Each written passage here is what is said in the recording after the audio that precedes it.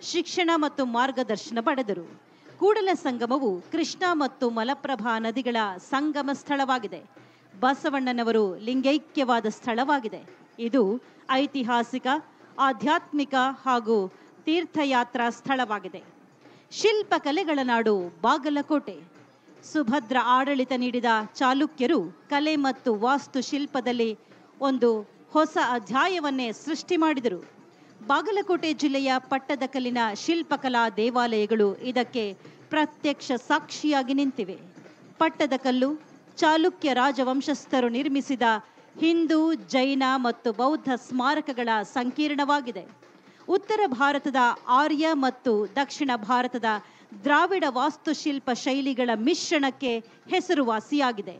ಪಟ್ಟದಕಲ್ಲು 10 ದೇವಾಲಯಗಳ ಮತ್ತು ಹಲವಾರು ಸಣ್ಣ ಸಣ್ಣ ದೇವಾಲಯಗಳ ಸಂಕೀರ್ಣವಾಗಿದೆ.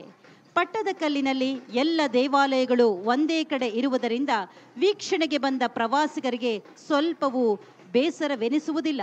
ಇದಲ್ಲದೆ ಸಮೀಪದಲ್ಲೇ ಇರುವ ಚಾಲುಕ್ಯರ ಕಲೆ ಮತ್ತು ವಾಸ್ತುಶಿಲ್ಪಕ್ಕೆ ಹೆಸರುವಾಸಿಯಾದ ಬಾದಾಮಿಯ ಗುಹಾಂತರ ದೇವಾಲಯಗಳನ್ನು, ದಕ್ಷಿಣ ಕಾಶಿ ಎಂದೇ ಪ್ರಸಿದ್ಧವಾಗಿರುವ ಅನೇಕ ಶಿವಾಲಯಗಳ ಸಮುಚ್ಚಯವಾಗಿರುವ ಮಹಾಕೂಟವನ್ನು ಮತ್ತು ಕಲಾ ದೇವಾಲಯಗಳ ತೊಟ್ಟಿಲು ಎಂದು ಕರೆಯಲಾಗುವ ಐಹೊಳೆಯ ದೇವಾಲಯಗಳನ್ನು ಈ ಸ್ತಬ್ಧ ಚಿತ್ರದಲ್ಲಿ ನೀವು ಕಣ್ತುಂಬಿಕೊಳ್ಳಬಹುದಾಗಿದೆ.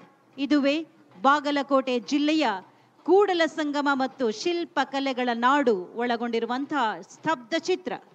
ಮುಂದಿನ ಜಾನಪದ ಕಲಾ ತಂಡ ಹೂವಿನ ನೃತ್ಯ ಮಾಡ್ತಿರುವಂತಹ ಶ್ರೀ ಯಲ್ಲಪ್ಪ ಬೊಮ್ಮನಗಿ, ಶ್ರೀ ಗಜಾನನ ಯುವಕ ಮಂಡಳ, ಕಮ್ಮಾರ ಓಣಿ, ಶಿರೂರ, ಬಾಗಲಕೋಟೆ ಜಿಲ್ಲೆ.